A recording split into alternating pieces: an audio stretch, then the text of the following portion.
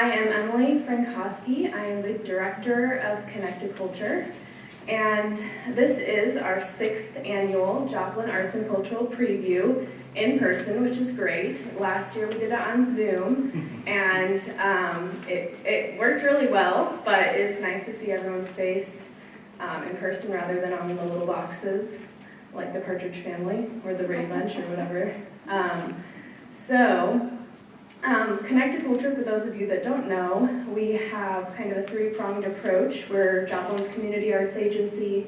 We're also the driving force behind the Harry M. Cornell Arts and Entertainment Center, currently being built downtown, and we are a performing arts presenter. And so during our 2 minutes, I don't want to encroach on my time, but I'll talk a little bit more about that. As a community arts agency, we have this annual series of Connect2Culture Roundtables where we bring all the arts and cultural leaders together, representatives, whatever you'd like to call them, and we learn different professional development topics. We have this event. We usually have a speed networking. Obviously, we're kind of postponing that because it does entail people talking at one another closely. We have had media panels. We've had copyright law, just all sorts of things. But that's not all we do, so feel free to look over that sheet of paper later. And for this event, the Joplin Arts and Cultural Preview, first and foremost, we wanted to create a safe space where all of the arts and cultural organizations could come together and share events and what they have planned for the upcoming year. We wanted kind of to develop that synergy between the groups and hope for inspiration of collaboration between organizations and just foster a sense of community because we're all doing such great things. It's always nice to partner when we can. Secondly, we wanted to make this information readily available to the public to grow audience for everybody. And thirdly, we wanted to invite the media to come and share this information, pencil in dates, and put in their calendar so that they can make sure to come and cover those events. And luckily, we have KGCS students that are from Missouri Southern State University. They're here tonight that are going today. We usually do this in the evening. This is the morning now, so this morning. So they're going to be filming it and helping us edit it down, and we'll make it available on the Connect2Culture YouTube channel. We also usually timestamp everybody in the description, so if someone's like, oh, Dream Theater Company had this really cool production coming up, let me just go to 1532 and see what they've got to say. So really easy, and we're really thankful for KGCS for partnering with us. And so, with that being said, also I'd like to thank the Post-Art Library, Jill Sullivan, for helping us arrange to have this here, as well as setting up everything. It's been very seamless, as well as Joplin Public Library for having this space available for us to use. And with that being said, this is how it's all going to go. If you guys haven't been to the preview before, everyone gets a total of 2 minutes, and you get to say whatever you want to say. You can explain about your organization, you can talk about all the programming you have coming up. But when you are presenting, make sure to, the mic is pretty hot, but you can see I'm kind of like holding it out, so don't touch it to your mouth, obviously, that's a no-no. But make sure you speak into the mic and state your name, what organization you're from, and then say what you've got to say. Let's see. I think that's all I've got for that. And also the order that you all will be presenting is on that piece of paper that has all the names, and it goes, from left to right, all the way down. So if you can know when you're coming up. Obviously, no one wants to go first, so I will go first. So Lauren, do you want to advance it? All right, so you'll see how it works. Connect2Culture is the cultural heartbeat of Joplin, and unlike any organization in the area. We are a nonprofit seeking to enhance the community through culture. Our mission is ignite a passion for the arts, culture, and entertainment in the Joplin area. As a community arts agency, we promote and support all of you all here as well as, totally 40 plus or so arts and cultural organizations that call Joplin home. And it benefits all of you, but also benefits the community, just having more accessibility to arts, culture, and entertainment. We are very active on social media. We have a website that kind of has all that information as well. We're also really active in arts advocacy, so we are going to be participating in Arts and Economic Prosperity 6, which is a study of the nonprofit arts and culture sector, and that's going to be 2022, 2023. So we learned last time we were a $5.4 million industry.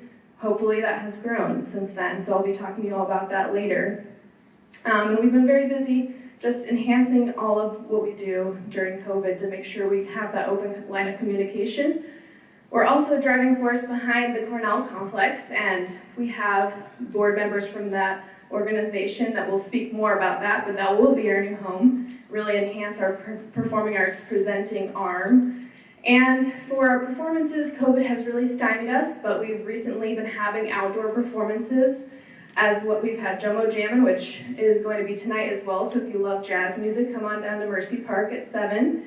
And we have a lot of performances coming up that we aren't ready to talk about, but there will be children's theater, contemporary string quartet, collaboration, a Hispanic group, and also an encore performance from somebody. So there you have it. I have gone over my time, so you'll hear that kind of auditory reminder whenever your time is up. So it is a challenge, but it can be done. And now we're going to hand it over to Ivy.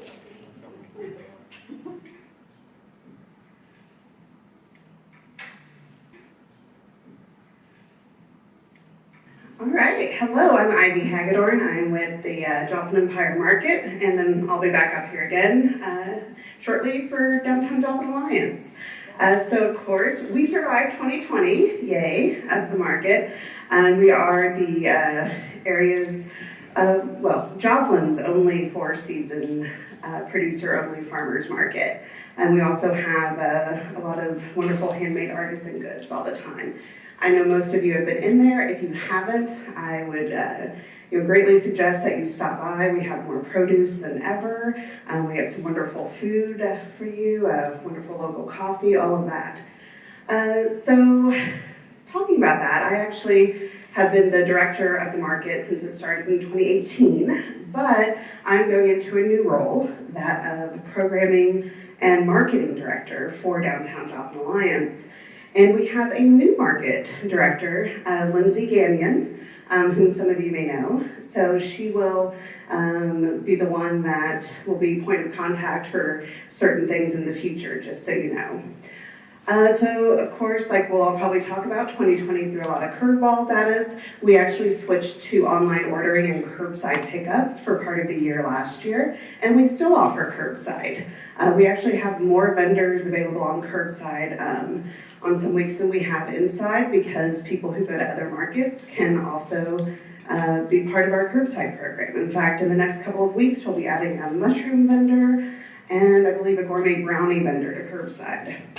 We've got a night market coming up for the first time since 2019, our haunted night market on October 30th. And I think that should be a really great night. It'll actually be on Halloween Eve. It'll be outside. We'll have a bar, we'll have a zombie crawl, all kinds of fun stuff.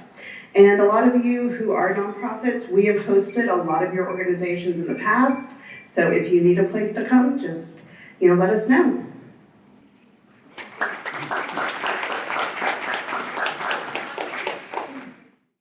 Hello, I'm Erin Stone. I am presenting for Dream Theater Company today.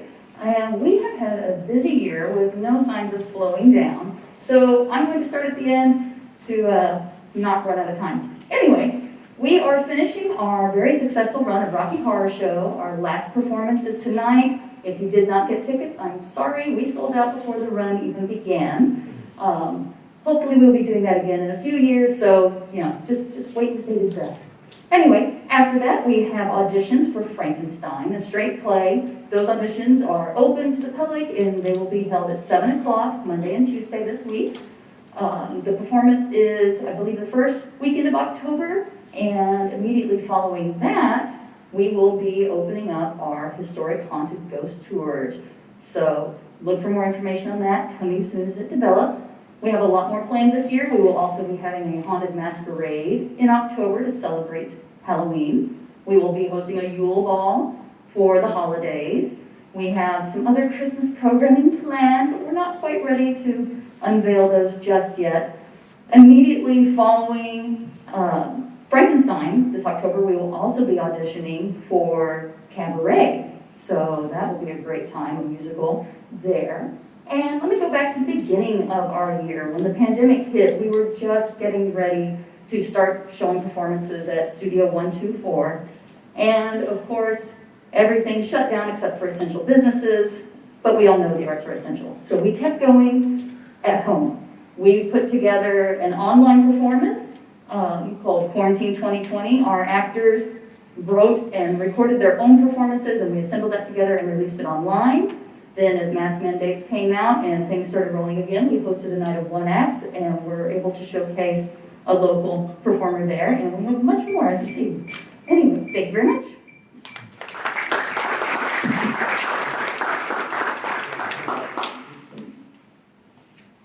Well, good morning. I'm Chad Stebbins from the Institute of International Studies at Missouri Southern, and I wanted to tell you about our fall Japan semester. Every fall, we choose a different country or region of the world to emphasize on campus. We have a statewide mission in international or global education from the state of Missouri. So we are charged with providing every student with some type of a global experience. And we found a great way to do this is through our annual theme semesters. We've been doing this since 1997. We're choosing Japan this fall, the second time we've done Japan. We have 40 events scheduled this fall. They are all open to the public. They're all free except for one event. We're having a Taste of Japan food event on Tuesday evening, September 14th, but it's $10 for all the food you can eat. We have art exhibitions. We have a program on Japanese anime, several history programs, including a history of American-Japanese relations, a program on Godzilla, a concert of Japanese marimba music. On Saturday, October 23rd, we're having an all-day Japan festival on campus. It includes origami, calligraphy, flower arranging, tea ceremony, games for children, a bonsai demonstration, a kodo performance, taiko drum performance, and plenty of food. We also have 10 films scheduled as part of our Japan semester. 5 of these will be on campus in Cornell Auditorium in Plaster Hall, and 5 will be at Bookhouse Cinema. So this kicks off on August 31st with a showing of the Kurosawa masterpiece Ikaru. So 3 of the 10 films are anime, which is very popular. These are on Tuesday nights at 7 o'clock, either at Missouri Southern or at Bookhouse. So I encourage you to come out to some of our events. Thank you.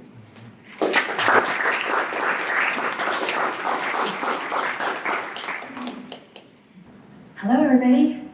First Thursday ArtWalk started in March of 2008 in downtown historic Joplin, actually on the north side of Artie's Bistro in a vacant building of his, so therefore we called it Bistro Art Gallery. I wanted to give opportunities to other artists as people had given to me, artists that were working full-time, but art was their passion. It was time for them to live their passion. The challenge was where? We turned out that we were successful in bringing entertainment value into vacant buildings downtown to get folks from Range Line to Main Street, and that's where I found walls for artists to show their works. Our focus continues by networking artists and musicians with the community. What you will see is fine art and art at its finest. Last year, we started out in person, had a wonderful beginning, and you know what happened. So we regrouped and went to virtual. We did virtual all year, and it turned out to be a true labor of love for all of us. And it was very successful. This year we started out virtual, and then we continued with our mask wearing, went into May, and went live. Downtown, we went from 9 to 11 venues to 7 to keep us more safe.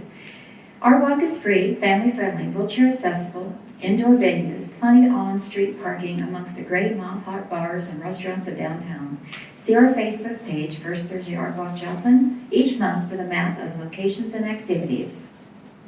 Urban Art Gallery was established in November 2015 at 511 South Main Street to give ArtWalk artists, who are mostly Joplin Regional Artists Coalition artists and members, a full-time place to show their works rather than 3 hours each month, March through October annually. Where the unusual is a norm and the norm is unusual. $15 to $500 price art for the regular folk who want to own original art. Occasionally, originals up to $5,000 for collectors. Edgy, unpredictable, chip and hip. Fun environment with works made with love from 15 local artists are there regularly. Guest artists are monthly. Most of them are regional. Some of them are a little bit farther away. Fiber art, jewelry, photography, paintings, ceramics, sculptures, and such. We are part of first and third Thursdays. Weekend openings with wine and music. Book your senior show now. Book small meetings, get-togethers, and art setting. Catering is available. All in downtown historic Joplin Arts District.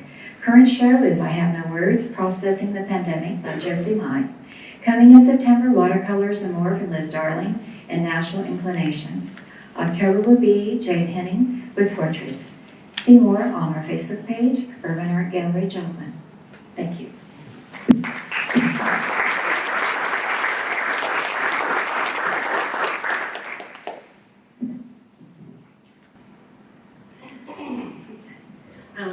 We are excited that the Harry M. Cornell Arts and Entertainment Complex is under construction right now in downtown Joplin at 7th and Joplin. How many of you have seen that going up?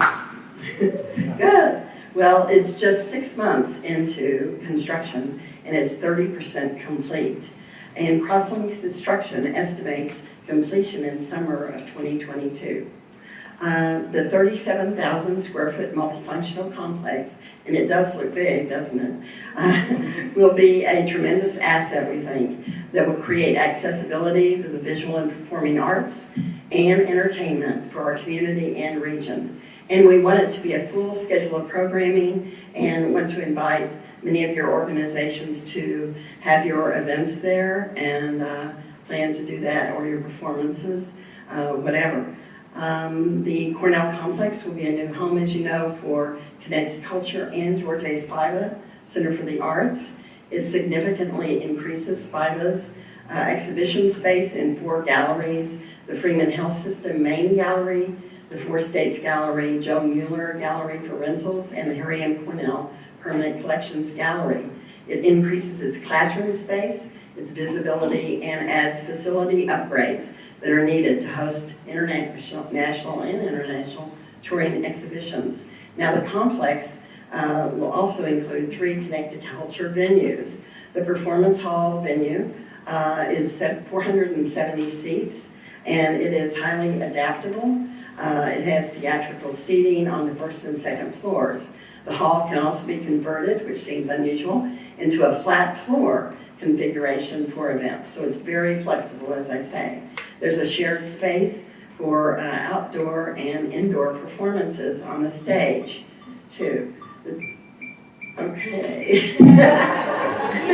Well, okay. We think it's going to be your place to be. There's a rooftop venue also, and Pro Musica offices, I'm going to mention their offices are going to be there. Our capital campaign has raised $16.9 million. We're going to be, we need 600 more thousand. And we invite all of you to donate at any level and be a part of this exciting effort. Thank you. All right, Midwest Regional Ballet. Hi, my name is Kay Lewis. I'm the director and owner of Midwest Regional Ballet here in Joplin. I will be celebrating my 36 years of teaching in September. Woo-hoo! Thank you. I feel like the arts are the heartbeat of any community, and I feel like 2020 kind of put that heartbeat to a very slow standstill. But I feel like we're all rising up as artists to support each other. I love the events like this, so I can hear what everybody else is doing. And I feel like our heartbeat is going to be bigger and stronger in the upcoming season. I know that MRB is working very hard to get back into what we love. After a year-long wait, we finally got to put our Oz production on stage at the Bicknell last April, which was awesome, and we felt like we were back to life. This coming season, we have Alice in Steampunk Wonderland, which is an original piece that I did. This will be our 4th performance coming up in November. It is the story of Alice. I didn't create that, but it's all set to Queen music, which we love. Who doesn't love Queen, right? I mean, come on. He's amazing. And then we'll be having our children's show, hopefully in February. We're still waiting for confirmation on dates. It's doing Snow White. And then coming up in the spring, we will have our Midsummer Night's Dream and our student choreography showcase sometime in April, around the 21st through the 24th. So we hope to see lots of beautiful faces at our audience. And I thank you so much for your support, those who have supported us throughout the years. And have a great day.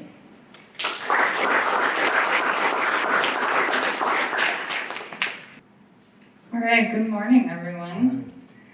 So I'm Jill Sullivan, the Director of Post Art Library. We are a privately funded 501c3 not-for-profit located here inside of Joplin Public Library. In fact, we've been inside of the public library for 40 years, since 1981. So this year, we're excited to partner with many other organizations, many of whom are represented here, for numerous events starting next month. We're happy to now be a part of facilitating Joplin Arts Fest. Also next month, we'll be hosting the Missouri Bicentennial Photo Show here in this gallery. Sorry, I'm trying to talk fast but slow at the same time. And then in October, we hope to resume in-person programming with our Joplin Writers Fair. And then in December, we'll partner with Pro Musica for our annual holiday tea. Then next year, in February, we have a very exciting series of events. We've joined many other organizations to bring Charles McPherson home to Joplin. He's a renowned jazz musician who is a Joplin native. Then we'll do National Poetry Month, and then we have Preservation Month happening. And then today we have our Summer Reading Art Challenge exhibit. It's over in the local history room, so I encourage you to go see it. And then we're also doing a lot behind the scenes with local history and historic preservation. So thank you, Connect2Culture, for hosting this today.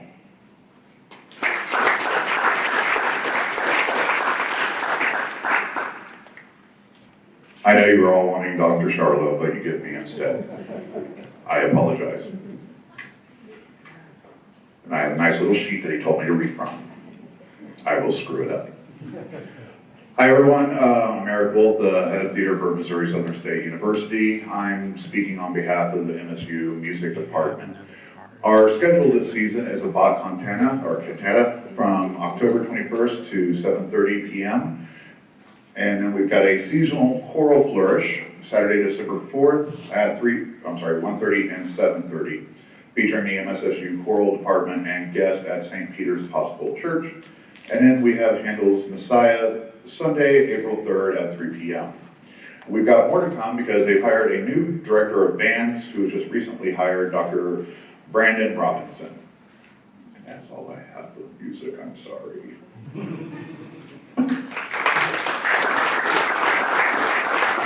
All right, now Joplin Public Library. Hello, everybody. I'm Chelsea Gatewood. I'm the PR and Marketing Assistant for Joplin Public Library. Welcome to the library. We hope you're enjoying our space. And you guys all know what a library is and what a library does. We have a website and social media. So I would like to spend my time today to tell you about the new focus of Joplin Public Library. Last fall, we revamped our strategic plan, adopted a new mission and vision statement for the library, analyzed our core values, and our current and future approach to customer service. So the mission statement that we chose is, our library opens tomorrow's doors today through diverse opportunities to learn, create, explore, and have fun. So we are striving to make the library an accessible, helpful, engaging, and enjoyable destination. We want to remove any stuffy stigmas or barriers to service that might have been perceived or experienced in the library in the past. And in application, over the summer, we partnered with the city of Joplin to provide free Sunshine Lamp trolley passes for any teen or adult that signed up for our summer reading program, so that was really exciting. And we also partner with Joplin schools to provide free lunches for children every weekday here at the library, and gave out an approximate 1,500 lunches between July 6th and August 13th. So that was pretty amazing. We got a lot of families here that maybe wouldn't usually have been library users, and we saw the children interacting with and loving the library and signing up for library cards, which was amazing. So the patrons that might have been experiencing hardships were now empowered to engage with the library services that might benefit them, including access to the internet. We're forging into the future with a strong focus of addressing and attempting to fulfill the overall needs of our public and offering them entertainment and enjoyment once their basic needs are met. Overall, we hosted approximately 80,000 visitors to the library this year, even during COVID, which is pretty amazing. And over the past 6 months, we've issued more than 1,682 new library cards. We're formalizing and implementing a new Friends of the Library group, and we are watchfully looking at COVID, but still rolling out toys back into our children's play spaces and our in-person programming library-wide for all ages. Our commitment today and always revolves around working hard to provide knowledge, assistance, and entertainment to our community. So thank you for your time. Thank you for all you do. Well, and since Lori's not here, I get to talk about what I want. So first of all, we did bring back Third Thursday this year after being on a hiatus all of 2020. We brought it back in April, and we are actually this next week getting ready to have the August one. We'll have August, September, and October, hopefully. So make sure you come down to downtown Joplin for that. We have live music, all kinds of food trucks, vendors, that sort of thing. We were trying to bring back Wine Share, everybody's favorite networking and getting slightly blitzed First Friday event, but we had one scheduled for August and decided maybe putting everyone in an enclosed space with taking their masks off and drinking, not the best idea. So just keep your eyes open for that, and when we can bring that event back, we definitely will. I'm sure you've also seen some work being done on the Olivia Apartments, which is right downtown in Murphysburg. That was a project that we helped come about through our Endangered Properties program, where we do a lot with trying to salvage and just preserve some of the really great jewels of Joplin that are still left before they get bulldozed. So we have actually this year taken over Joplin Arts Fest because we were like, we don't have enough to do with Downtown Joplin Alliance. So Arts Fest this year will be held September 17th and 18th after being virtual only in 2020. And it will be at the Empire Market, my stomping grounds. We're 30 wonderful artists. We have 8 wonderful musical acts that will be performing. We'll have a bar with artisan cocktails. We will have some interactive displays and a new mural dedication. So I invite you all to come out for that. Thank you.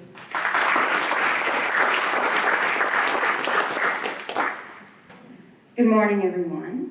I'm Becky Arnell. I'm the founder of Dream Theater Company, and I'm also the vice president of the Joplin Arts District. So today I'm going to share what Linda Teeter has asked for me to share for the Joplin Arts District. The Arts District itself spans 56 blocks from B to 12th Street and Wall to Pennsylvania Avenue. Joplin's walkable downtown is bordered with Murphysburg historic homes to the west and Easttown to the east.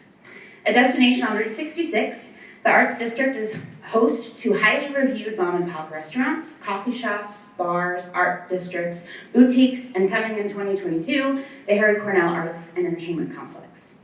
The Arts District is committed to building relationships with people in the arts and entertainment industry to encourage them to be a part of the arts community for a live, work, and play lifestyle. The Arts District has a long list of venues that host regular events, including the ArtWalk, live theater, art galleries, dance performances, poetry readings, open mic comedy, and live music.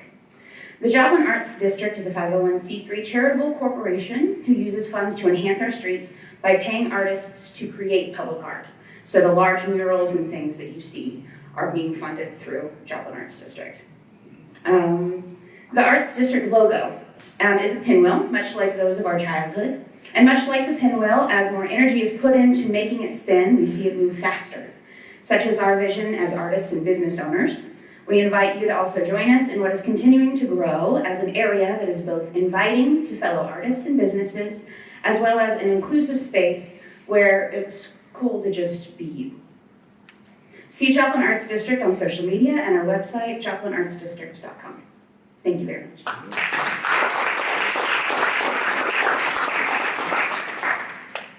All right, and now we have a couple, actually a few, that couldn't make it or didn't feel comfortable being in person, so I did send it in advance. Yes, it does say 4, but that's because they're representing both the Department of Art and Design as well as the MSSU Spiva Art Gallery. So bear with us while we learn more about what they've got going on. Good morning, everyone. This is Frank Pischker, Professor of Art here at Missouri Southern State University. And I need to address the fact that we have changed our department name and officially now go by the Department of Art and Design. That said, our mission of integrating university liberal arts education with professional art training remains, as well as our commitment to being both a creative as well as a cultural hub for Joplin and the 4 states region. I'm excited to announce that we have a new faculty member joining us, Mr. Do Kim, who will be leading our digital design efforts, especially in motion graphics. I'd like to address our Spiva Gallery exhibition series as well as our departmental calendar of events. Knowing our gallery hours are difficult for some people to make it to, we've moved our artists' lectures as well as our receptions as much as possible to 6 p.m. on Thursdays. Our August showing is a faculty show with a reception on the 26th. And then we move right into an exhibition tied in with the Japan themed semester here at Southern. Emily Momohara has a powerful photography show that you really don't want to miss. She's going to address her work on September 9th. We also have a visiting art historian, Miss Caitlin Overton from Dallas, Texas. She's going to talk about a couple of Japanese contemporary art movements. First, the Gutai art movement on September 8th, and then she comes back on September 10th to talk about the Mono-ha art movement.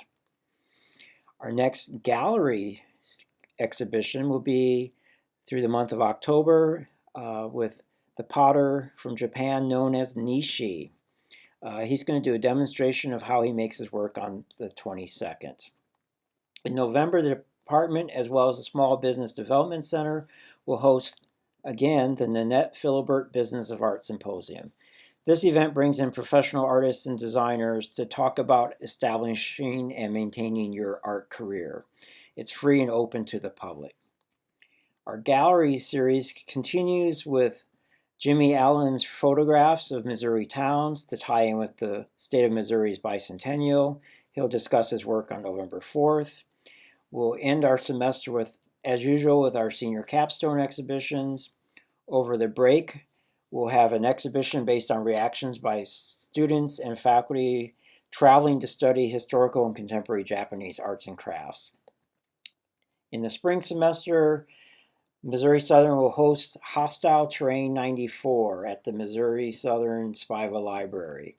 This global international art installation is going to take probably a month or two to install. We will be only the second showing of this in the state of Missouri.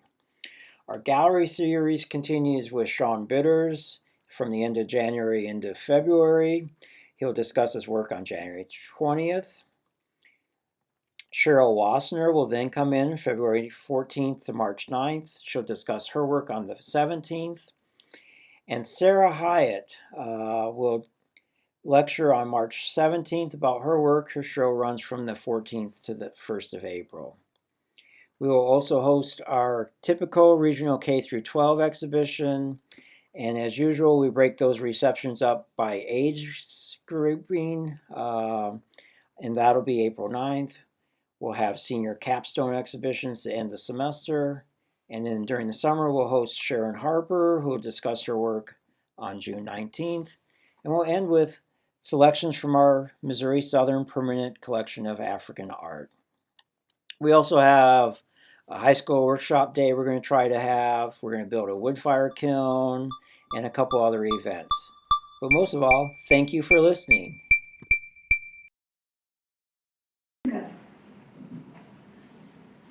Good morning, everyone. My name is Emily Johnson, and I'm the Interim Director of Musica. I started the position in April, and I'm excited to be seeing your faces in person after Zoom for the past few months. As you know, Musica is a concert presenting organization that fosters interest in, appreciation for, and enjoyment of world-class live classical music here in Joplin in the Four States area. With our belief that everyone deserves access to classical music, we present 5 to 7 free concerts every year that are supported by generous donations from our community and many different granting organizations around the country, as well as corporate sponsors. We really specialize in classical chamber music, which tends to present groups of maybe 2 to 10 performers in more intimate settings than you might see a symphony orchestra, and we present internationally and nationally recognized touring artists. We also present jazz concerts, choirs, and lots of different genres, but our focus really is that instrumental chamber music. We also produce numerous education activities each year in partnership with Joplin schools and many different community partners, bringing these visiting artists straight to the community, which we're really excited about. And one of these programs is called our Bakabai Baby Series, and we'll be presenting one of these events here with the Post Art Library on December 4th, also with their holiday tea event. Last year, of course, we had a mix of virtual and then live outdoor performances over the past several months, but this year we are looking forward to a live concert season. We have not officially announced our season yet, but our first event coming up will be November 4th with the Vienna Boys Choir, which will be a really exciting gift of music for the Joplin community, so we're really excited about that. We also will be presenting a number of string quartets, a piano trio from Germany, and of course collaborating with many organizations in the community to bring Charles McPherson here to Joplin. So we're really excited about this collaborative season and about bringing live music back to the community this year. So thank you, everyone.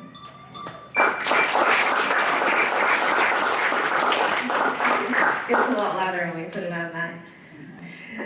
We have got all kinds of things going on in the historic district, which is on Sargent and Moffett Avenue, just west of downtown. We have combined art with architecture, with history, with entertainment, and hopefully some fun. We have free coloring books, and I've got some out there on the table. Thanks to Jill Sullivan and the Convention and Visitors Bureau at Murphysburg, we put together this beautiful coloring book. I mean, it is very high-class, professional. And it talks about 12 different women who've made their marks on history and society, and they're from Joplin, or they have a Joplin connection. We also changed up our walking tour brochure that helps people understand different pieces of architecture on all the houses, and it's called CSI Murphysburg. But even though we do have a lot of crime everywhere, it does not stand for crime scene investigation. It stands for classical style investigation. So you're looking for classic elements on the historic houses. Hot off the easel, many of you probably know Paula Giltner. She painted, or drew and painted this map for us. I've got it on an easel over there. And it's hand-drawn. There's no computer used in the processing of this map.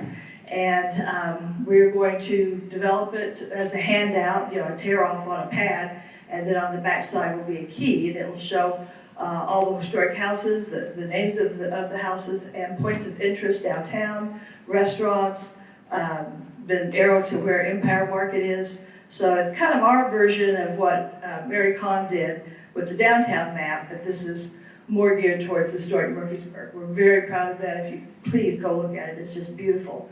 And sesquicentennial, the 150th anniversary is coming up on September 11th in Murphysburg outdoors.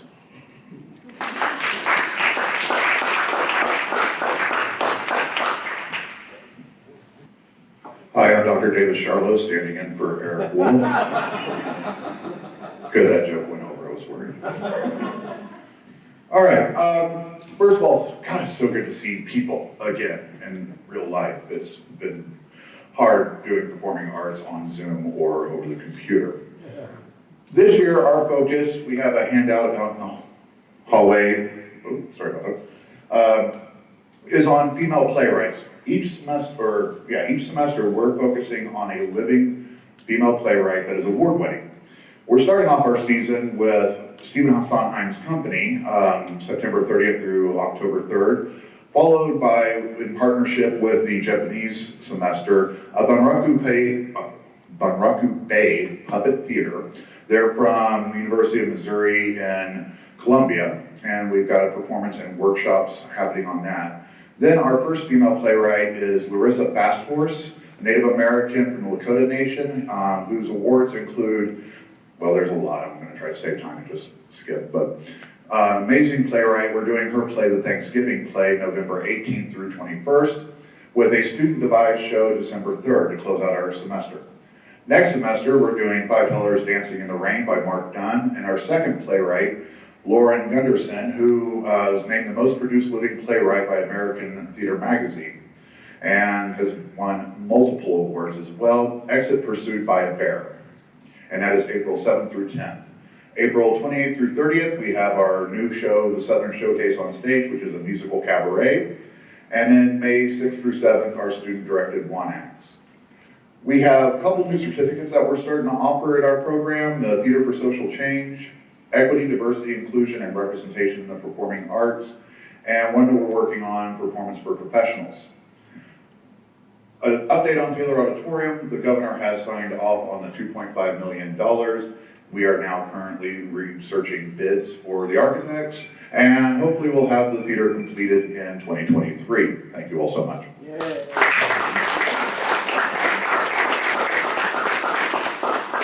Thanks.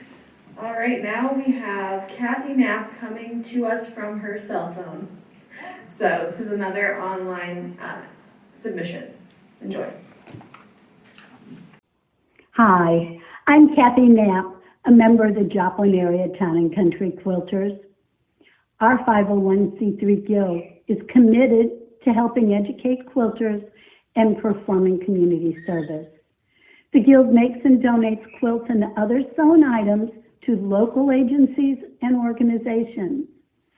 We meet on the third Tuesday of each month at Peace Lutheran Church, located at 3100 North St. Louis Avenue.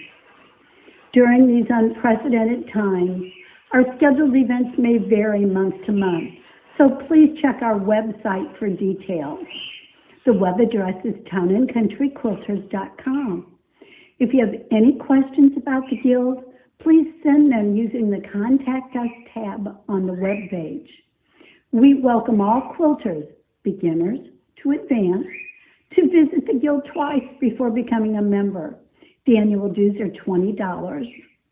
We would like to thank Connect2Culture for giving us this opportunity to promote Joplin Area Town and Country Quilters and the art of quilting. Stay healthy. Bye-bye. Thank you, Kathy. And she also had a bird. She was worried her dog was going to bark, but I heard some birds. All right, we've got Heartland Concert Band. Good morning, my name is Aaron Power. I am the director of the Heartland Concert Band. We meet every Thursday night at 7 o'clock at the Memorial Education Center Auditorium. Early 2020, our numbers had spiked. We were up to 57 active members in our band, and our final concert that we had before we all had to buckle down was called The Night Before with the One You Adore. It was a love-themed concert. Unfortunately, that was overshadowed by the loss right after that of our band director emeritus, Miss Vicki Mays, and we really miss her. Of course, we stopped meeting for a long time. None of us was tech savvy enough to have Zoom meetings or anything, so we just kind of laid low for a bit. Late this spring, we started meeting again, and we have about 60% attendance from that 57, but we had gained 10 new members, or as I like to call friends. But our skill level is incredibly strong, and it's even getting better. So much so that I purchased advanced band literature to challenge our growing skills. This literature includes a suite of old American dances, Variations on America, and the whole suite in number 2 in F. Some of you former band people might remember some of those pieces. Since COVID is still kind of an issue, we're taking a relaxed stance on scheduling, but the first scheduled concert that we have is the Murphysburg concert, which is on September 11th. We have been working on that pretty hard for about a month now. Let's see, other performances are the 50s Lunch Bunch at the First United Methodist Church, Veterans Day at Carthage Memorial Hall, at least one Christmas or holiday concert in December, a spring concert that we are planning to perform a commissioned work called Joplin Strong by local composer Pete Havley, and various patriotic performances in the summer. Please like us on Facebook, and where we post our rehearsals and our concerts. Thank you very much.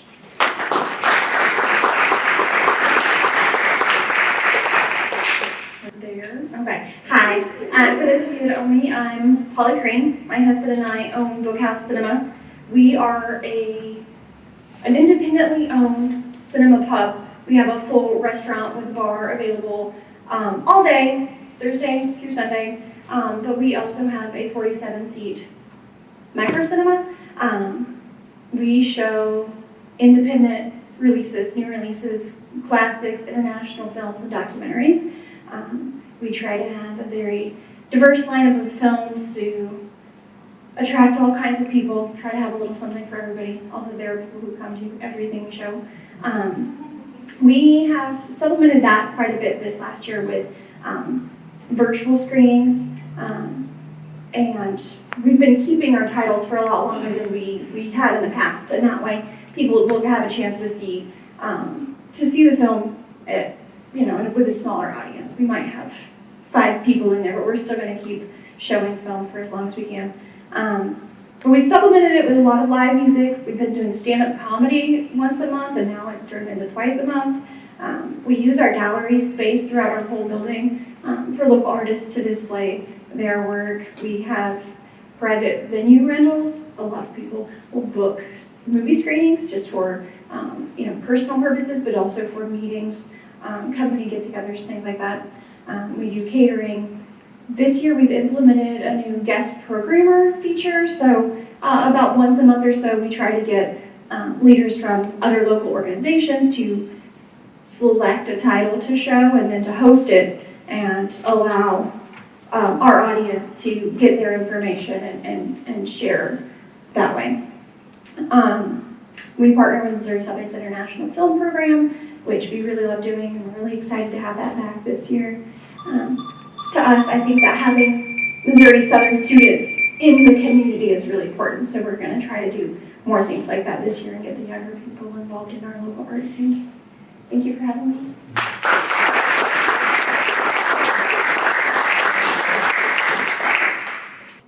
Thank you, Emily, and Connect2Culture. Good morning, beautiful arts people. I'm Ashley King, and I'm the founder of Vintage Swing Movement Joplin, VSM for short. Our goal is simple. It's to share our love of swing dance with the community of Joplin, and we do that in 3 ways: preserving history, cultivating community, and inspiring dance. We preserve history by teaching the original form of swing dance called Lindy Hop, which started in the late 1920s in the Savoy Ballroom in Harlem, New York. So we teach that at our weekly lessons. And we cultivate community by hosting monthly events on First Fridays. And as you can see there, that's our First Friday event. Right now we're having them in Mercy Park.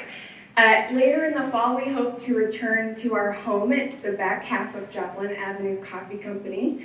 And we teach the simplest form of swing dance there. So firmly believe that if you can walk, you can dance. So we just teach step, step, rock step, and all the moves are to that footwork. So if you want to come out, we'd love to have you. Our specialty is teaching people who have never danced before. And then we, the last one, inspire dance by providing live jazz music at all of our events. Swing dance was created alongside jazz music because the dancers responded to the live jazz artists and the musicians performed for the dancers. And so we really think that that's important. So with that being said, even if you're not a dancer, feel free to just come and enjoy some live music and also just share in the joy and energy that happens whenever people are dancing. So would love to see you. Our next event is September 3rd, first Friday. We'll see you there.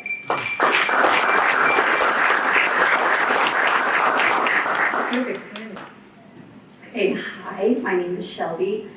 I am the project coordinator, which is very exciting, very new. That is one thing that Audie wanted me to touch on, was that they hired me in September of last year, so I'm coming up on 1 year with the Creative Learning Alliance. And if you don't know about us, we're bringing a science center to Joplin. When I say science center, our goal is for it to be STEAM-based, so science, technology, engineering, art, and math, because we believe art is in everything, including STEM. So for the past year, I've been working on getting our website and social media up, so that is all up and ready. For the last 6 months, we have been doing what we're calling Show Me STEAM kits. So they're little kits that we take out and distribute to area kids. We did one at Empire Market, we did one here at the library, Web City Farmers Market, and one in Pittsburgh. I think that's all of them.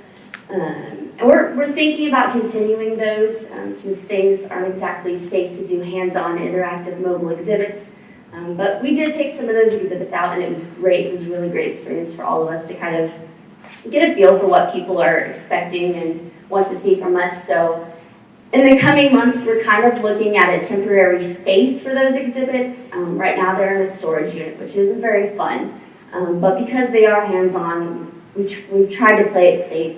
So we're looking at a temporary space where we can put those and invite people to kind of learn about us and interact with those. And then long-term this year, we are looking at a full-time space. So our goal is to be downtown when we have the center, but we're really open to anything. And one of the things that we like to reiterate is this isn't a place for just Joplin. We want it to be for Web City, for Carthage, for Neosho. So we're really open to anything. We'll do a capital campaign next year and then hope to open by 2025.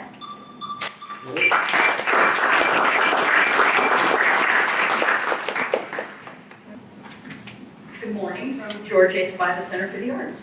You're probably most familiar with Spiva because of our 15 or so art exhibitions that we have throughout the year, so I'll start with them. Spiva has 3 galleries in which we exhibit national as well as regional artists. Coming up in October is the 74th annual membership show, where members have the opportunity to showcase their paintings, sculptures, textiles, woodworking, and jewelry. Everybody's welcome, and there's even a children's exhibit. Photo Spiva 2022 is a big annual event for us. This is a national photography competition, which will begin accepting work on October 31st. The deadline for work is January 1st. We host classes for every level of artist, and during COVID, we went virtual. Creation Station is our after-school program for younger kids, and will resume this fall, but we're not sure whether it'll be in person or virtual. Our class schedule is being posted on Facebook and our website this weekend. The lineup includes a master class in egg tempera by Carolyn Cardenas, whose work is currently exhibited in the main gallery, and there's plenty of fun classes for beginners like me, too. We are also running a special through the end of September. Student memberships are only $10. We're out and about hosting art experiences throughout the community. Our home in the downtown Cosgrove building is also open to the community and to your organizations to host meetings, receptions, and celebrations. Kids' birthday parties are a specialty of ours. We have students that come into our art library just to study, just to find a quiet place. We also host almost 1,000 third grade students every January and February for arts education and a hands-on experience. And we again went virtual during COVID. A big event this year is our move into our new home in the Cornell complex, which you already heard about. Last but not least is our ongoing commitment to diversity and inclusion. We're working to make our classes, lectures, and exhibits more accessible to people with vision limitations and for the hard of hearing. We're your community arts center, and we want everyone in the community to be able to experience all we have to offer. Thank you.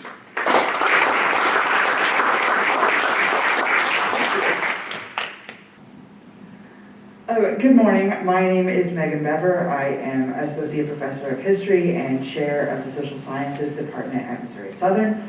I wanted to talk to you a little bit today about our Public History Certificate that we offer within this department.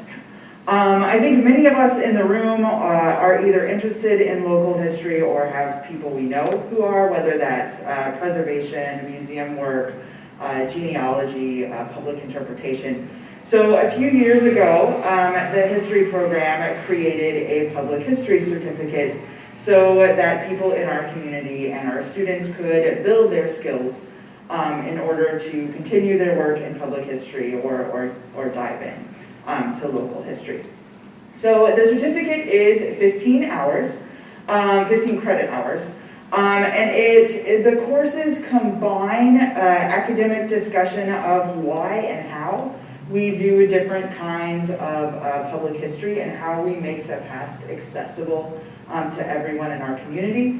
And then the courses also give the students enrolled in them hands-on experience, whether that is designing and building exhibits, working in Missouri Southern's archives, doing collections care and preservation. It's a very hands-on applied certificate so that people can gain practical experience with that.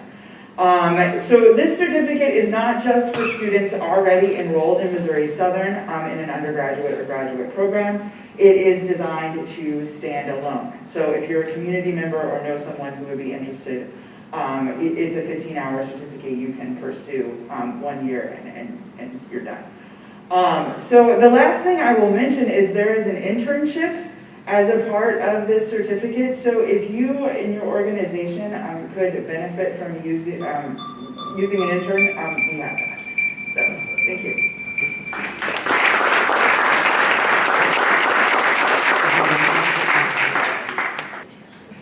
Hi, I'm Zach Spearing with the North Heights Neighborhood Group here for, I'm not Stephen Grindle.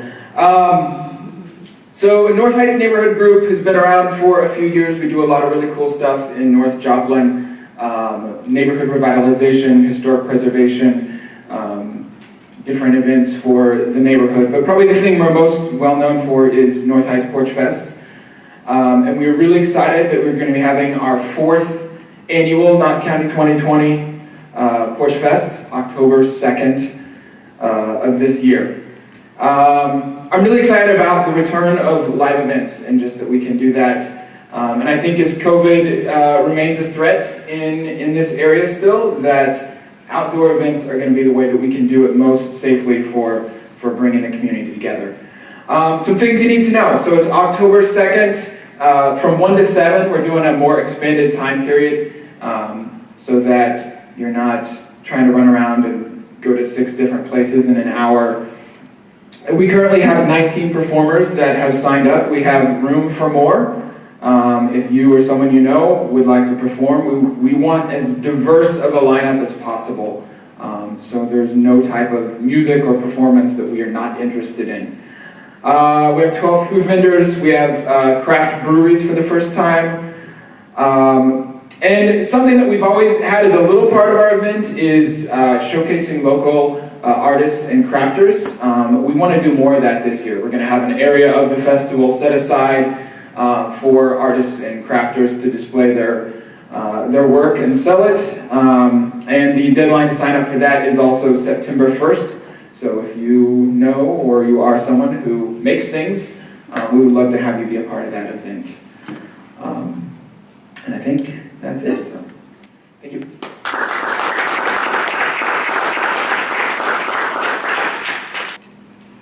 Hello, I'm Wendy Douglas from Carthage Council on the Arts. Thank you so much, Connect2Culture, for having this event. We're glad to share some of our information. We do keep track and have partners of art groups in Carthage, and we try to promote those. We like to say nice things, so I'm excited to be here and hear about so many nice things. in Southwest Missouri. On our 2022 calendar of programs, we recently were funded an art scholarship or a music scholarship to provide funds for students in music who need funding for lessons or travel opportunities. So that program was designed by our president, Robert Denning, who recently passed away, and we're excited to share that in 2022 and put his vision to light. So we're looking for music teachers who have students who have, a workshop opportunity or maybe have a need for funding for their lessons during this time. Also in 2022, we're working on our communication efforts. So we've designed a website. You can go to our website now. It's carthagecouncilonthearts.org. We also have a Facebook page where we share our events. We did put our full 2022 calendar on that website, so you're welcome to check out all of our events. But we are also hosting a media panel in 2022 and some other opportunities to help artists promote themselves. So we would love to work with any of you as a partner, and if we can contribute anything, please let us know. Thank you.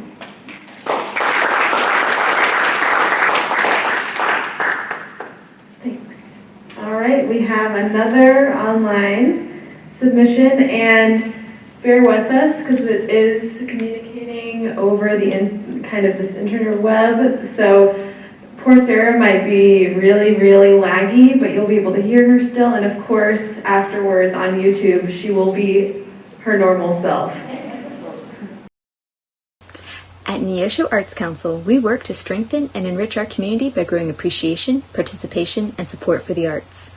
We are excited to be hosting the 26th Annual Thomas Hart Benton Art Competition and Exhibition, and entry is now open. A slate of fall events has been planned, including free concerts in Bay Spring Park and our annual Sidewalk Chalk Art Contest. 3 historic works in our community are in need of repair and cleaning. We've raised 40% of our $40,000 goal so far and hope that work can begin soon on the mural restoration project. We recently sponsored the creation of a new mural in Neosho's historic scenic park. We invite you to visit the park and view Nature's Treasures by Elizabeth Wall-Smith. Finally, we are looking forward to 2022 when the adventure continues with ArtCon, a pop culture convention that celebrates the fine arts that make comics, TV, and movies possible. Learn more and support our work at neoshoarts.net and on Facebook at Neosho Arts. All right, thank you, Sarah. Now we have Joplin Little Theater.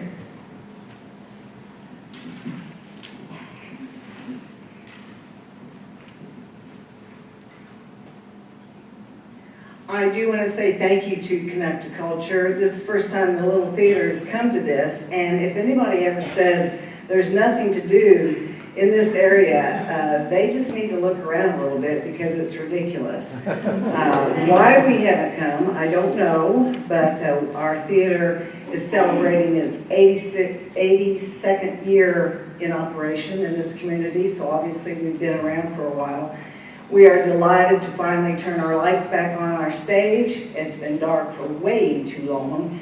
And we got back to business this summer with our children's workshop in July. We had over 100 children that came and went to experienced all kinds of fun theater activities.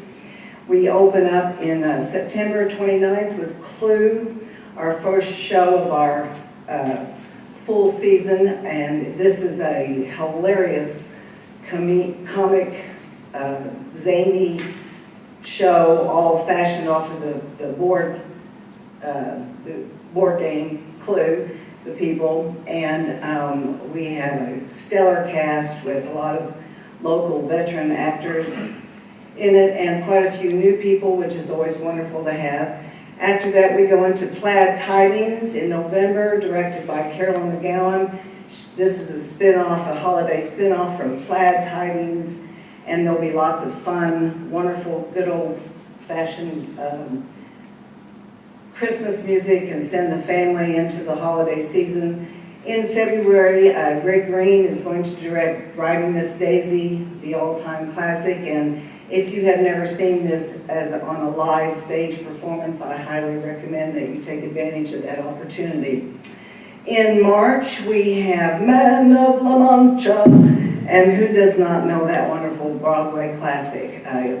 Gary Roney is going to direct that. The beautiful songs included in that show are just magnificent. Then we go into May with Monty Python's Spamalot, directed by Miss Becky Arnell, and see you at the theater.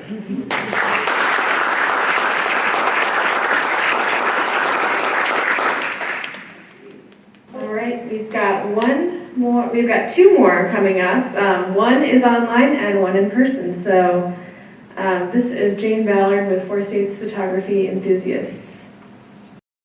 Hi, I'm Jane Ballard and I'm representing the Four State Photography Enthusiasts, a local group of like-minded people, folks who love to play with their cameras, who meet and share their knowledge and learn about their passion, photography. The FSPE is a local Facebook-based group. We do meet monthly on the first Tuesday of every month, and we usually have a speaker to address various topics including the art of photography, composition, editing techniques, and more.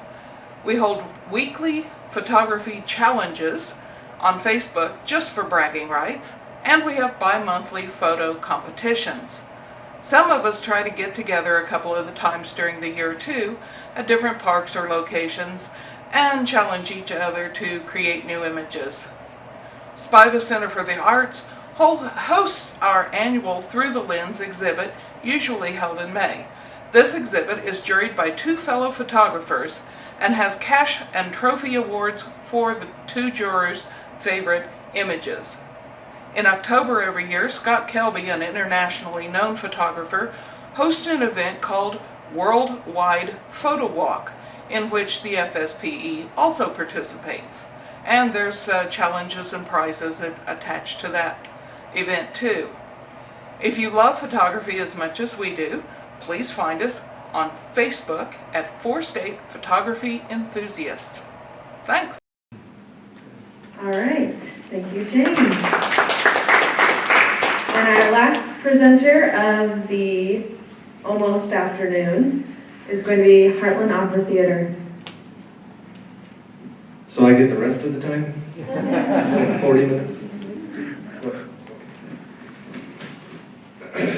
Hi everybody, good morning. My name is Jesse Koza and I am the newest General Director of Heartland Opera Theater, Joplin's homegrown opera company. We're excited, we're about to enter our 23rd season, and while a few things might shift around due to COVID, we are very excited about what we have to offer.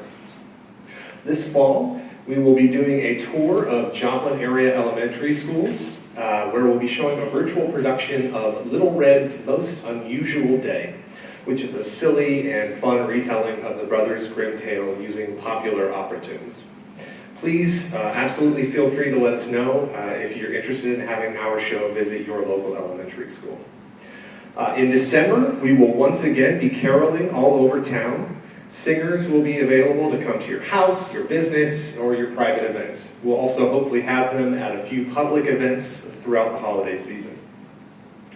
This coming February, we will be showing a new opera by a nationally known composer named Michael Ching. It's very exciting as an opera company to be performing something by someone who is still alive. The piece is called Remove Shoes Before Entering, and it's a beautiful exploration of how pivotal moments in our lives shape us as people. Finally, in May, we will follow up on last year's successes by touring another outdoor cabaret in each of the 3 cities. A night of comedy will celebrate comedic operetta and musical theater and feature some of the 4 state area's best singers. If you'd like more information about this season or would simply like to join our mailing list, I would encourage you to visit us at heartlandoperatheater.com. Thank you so much for your time. Have a great rest of your morning.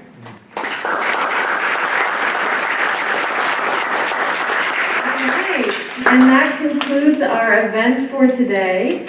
I do want to remind everyone that this, thanks to KGCS, is going to help, they're going to help us get it onto YouTube, so it'll be available at a later date. And I also wanted to encourage you to keep in touch with us.